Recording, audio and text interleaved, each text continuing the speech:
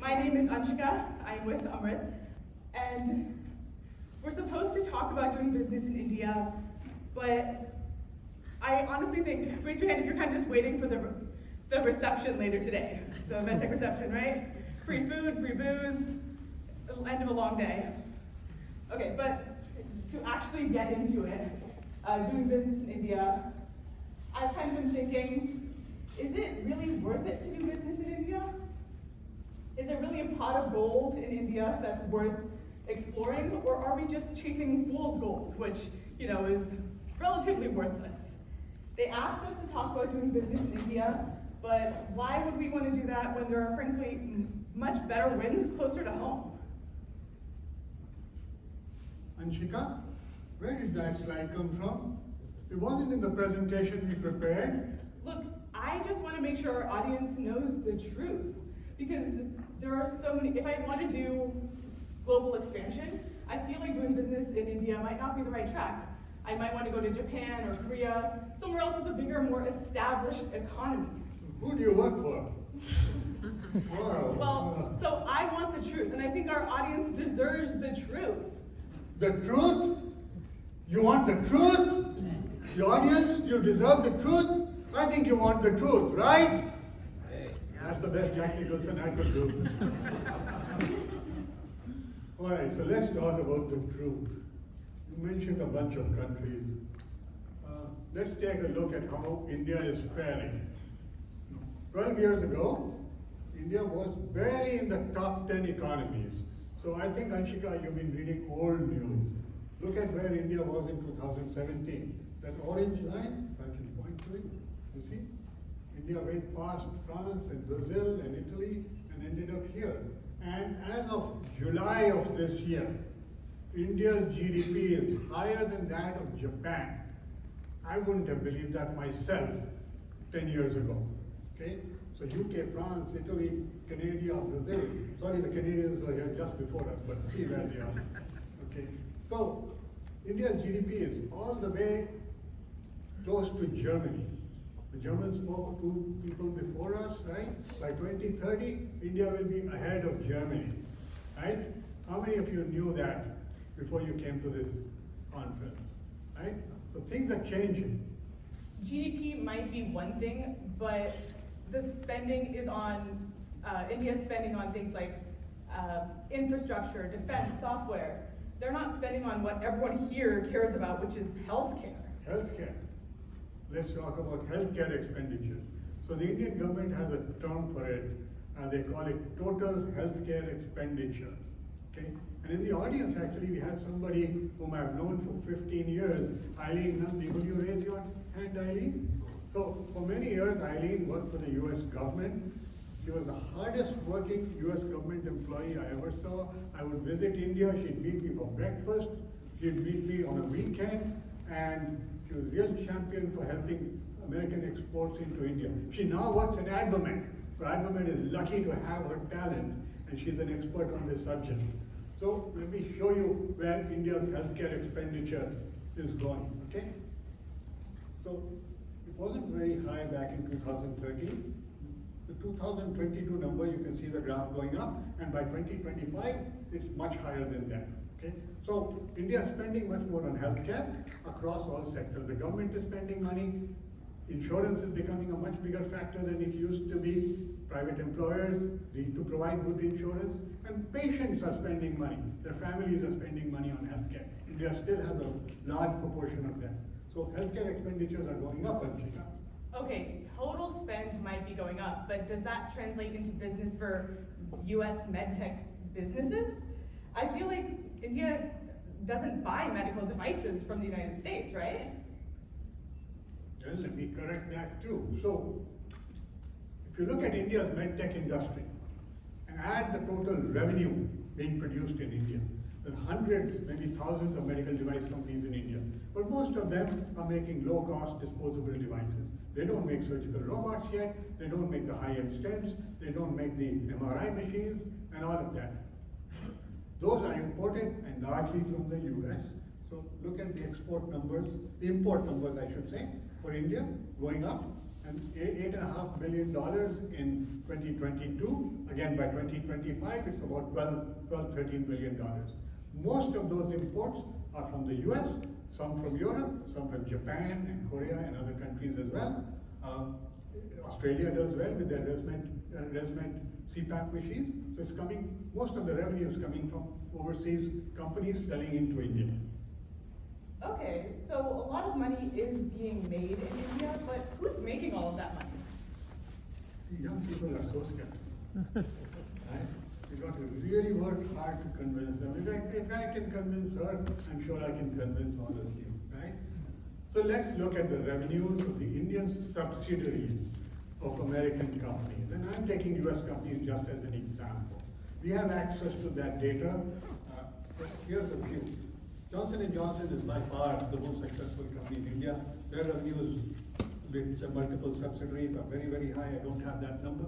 The next one is Alcon, based in Texas, right? They make the contact lenses, intraocular lenses, making over $2 billion. Okay? The list goes on. Medtronic, BD, Stryker, Zimmer, Boston Scientific, GE Healthcare isn't even mentioned on that list. I think my team goofed up in putting that up. I've got to talk to my India folks as to why that is missing. But this only counts the revenues of the Indian subsidiaries of the American companies. When a hospital in India buys a surgical robot from Intuitive and imports it directly, it doesn't reflect in the revenue of the subsidiary, right? So a lot of the most expensive equipment isn't even reflected here. Okay? So the actual numbers are much, much higher. So lots of companies are making money in India. So these are all really large companies, but raise your hand if your company has fewer than 1,000 employees. So we have a good range of size of companies. Can the little guys win in India too? Is it worth it for them to go explore India? Okay, great point. So when we started Amritt 22 years ago, our focus was the big guys. We had BD, we had many of the large companies. In fact, one of my former clients is sitting right here. Anurag, would you raise your hand? Okay. So Anurag at that time was with a company called Covidien, which is now part of Medtronic. Back in 2000, which year did you move to India? 2011. 2011. He took the very bold step of moving from the US, had a very comfortable position in Boston. Anurag moved to Hyderabad, India, and established the Covidien India R&D Center when Medtronic bought Covidien, merged with Covidien and converted themselves into an Irish company just like Covidien was. They've now expanded that R&D center to 1,500 people. Okay, they're developing devices. In fact, Anurag led the development of a Class 3 medical device within the first 15 months of that R&D center starting. The team in Irvine at EV3 led that thinking process, but all the work was done in India. Okay, so amazing things were happening in India by a lot of different companies. And I could go on with many, many examples. I'm so lucky to have two people in the audience who are familiar with this kind of stuff. Okay, so let's look at small companies. We talked about small companies. Now these are not Amritt clients, so I can talk freely about them. But before I do that, let me mention my experience with a small startup out of USC, University of Southern California in Los Angeles. Two kids approached me and said they had a company and they wanted me to visit their office. I ended up in the living room of their apartment, which was their office, and they were developing a patient monitor, okay, in competition with a lot of the leading companies. They found the best market for them to expand from that 2% company was India. So one of them moved to India and did very well. Okay. I can't name that company because I don't have their permission, but this is all public information. So AliveCore developed an EKG system, which is a single cable that connects all of the 12 leads together. It's an innovative product. They introduced it into India and have done reasonably well. Second company is located so the first one is in California. Second one is located near Boston. And the Butterfly Network has a whole body ultrasound device, which can take images easily and very easy for people to learn how to use. Finally, there's a company called UE Life Sciences out of Philadelphia. Again, a small company, and they've developed a product called the eye breast exam, which is a handheld device that can transmit data to a smartphone or any other mobile device and identify breast lumps very, very readily. They introduced that product into India as well. And there are many, many other examples of companies with as few as 30 or 40 employees, 100 employees. Now, for a small company to go to India, they have to be prepared. They need to do their homework, they need to have some guidance, and they need to be ready before they approach a market like India. But India is a huge market, it's growing, and there are many, many opportunities for innovative companies that are willing to put in that effort. Okay, so I feel like India might be worth a closer look. What do you guys think? Yeah? I guess that's kind of why you're here, right? So what I'm going to do now is I'm going to come down and collect your questions. A reminder that we do have a prize for the best question. We don't know how we're going to decide that yet, so maybe we'll come to you guys a little bit to help us decide what the best question is. So feel free to write your questions down. Just write your name as well. I'll collect them, and if you think of a question as we go, you can also use the mics over here. So I'll go ahead and collect them. Okay, so let me just say a few other things while Anshika is doing that. And I do encourage you to write down your question. If you write your name, then you have a chance of getting the prize. Okay. India is a very diverse country. Okay. India has more people than any country in the world. Its population is now larger than that of China. India's population is larger than all of Europe. India has more languages than all of Europe. Now, why do I mention that? Because thinking more languages must be really hard. I want to translate my material. If I go to France, I got to translate it. If I go to Canada, I have to translate it to French. Okay? Germany, I have to translate it to German. Korea, Japan, I have to translate all my stuff. What happens when you go to India? Which language do you have to translate into? Anurag, can you tell us? So initially when we started, everything was in English. In English, exactly. Okay? Because there are 23 official languages in India. They don't expect you to translate into 23 languages. Most physicians in India are educated in English. Salespeople work in English. Okay? So it's much easier in that sense to do business in a country like India. Okay? India has a central registration system for companies. So you come to the US, first session here was entering the US. First thing you have to decide, am I a Delaware company or a Nevada company or a California company? So you got to pay a lawyer big sums of money to decide. In India, it doesn't matter where you're going to be. You can register in Tamil Nadu and have your office in Delhi. It's perfectly fine. Okay? So there are many, many advantages. Is it a requirement to set up an Indian entity to run a clinical trial or to market a medical device in India? And Colin, where are you? Over there, okay. Great question. So let me answer both parts separately. And I think maybe you've done some business in China. No? Okay. Because often people who've done business in China have gone through this process of you must have a Chinese company, you must manufacture in China, you must register, and so on. No, none of that is necessary. You can run clinical trials in India. There was a brief period where India shut down all clinical trials because the patients were not being protected. That was solved about 6 or 7 years ago. The government is very eager to encourage clinical trials, and you don't have to set up an Indian entity to do it. We can help you work through that process. The other reason why you want to run your clinical trials in India is the volume of patients. Okay? I was at the Narayana Hospital in Bangalore. I think they do more heart surgeries than all of San Diego, okay? Or all of Los Angeles. The volume is the largest population in the world is tremendous. There are more things I could tell you about Narayana Hospital later on. But yeah, clinical trials there.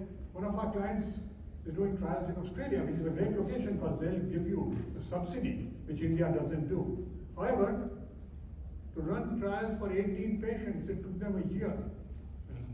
In India, that would take a week, okay, because there's enough patients in every kind of condition. And once you get your permissions and your patient reviews done, it's very, very quick.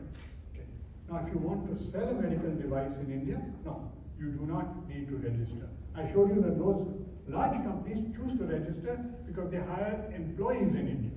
And to hire employees in India, then you have to have an Indian company. The vast majority of foreign companies selling into India sell through a distributor. Okay. And so you don't need to set up an entity. The distributor can apply for regulatory approval with the registrar, the CDSCO or DCGI as it's called, and that's fine. Now some companies still choose to register in India because they want to control the registration, and they set up a subsidy for that sole purpose. But it's not a requirement of the government of India. They choose to do that because they feel better controlling the actual registration. Does that answer your question, Colin?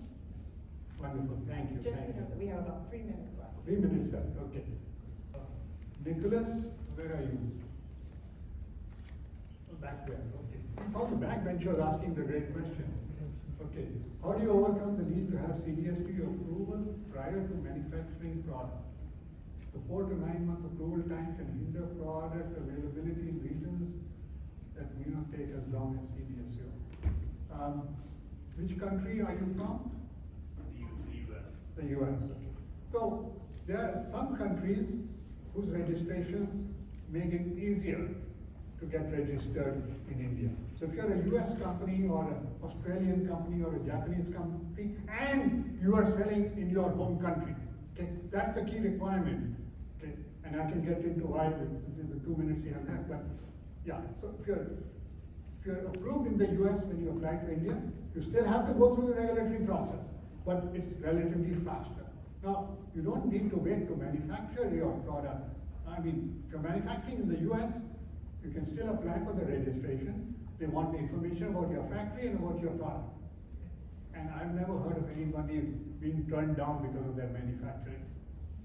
I don't think you need to wait for that. If there's a special condition that you have, we can talk offline about it. But I've never seen that to be a problem. These are all great questions. The question is more about manufacturing in India.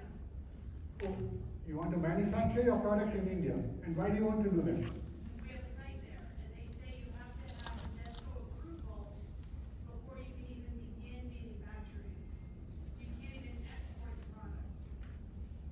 You can export US-made product to India. The India product. Yeah, so I think most countries have that requirement. You can't sell a product unless the factory is approved. So that would be very reasonable, yes. Okay. We can talk offline if there's some complexity around that. But yes, I think you're absolutely right. India-made products sold in India must be approved, whether it's made in your factory or a contract manufacturer's factory. Just have 1 minute left. Okay. What are some things that the Indian government is doing to expand healthcare expenditure to the public and make it attractive for medical device manufacturers? So I have to answer this very quickly. So it's expanding expenditure dramatically. India introduced a program to ensure the 600 million poorest Indians. It's a program far larger in footprint than Medicaid, or Medi-Cal as we call it in California. Now what are they doing to make it attractive? They're offering incentives. If you set up a factory and you manufacture in India, I can get into more detail on that. Thank you very much.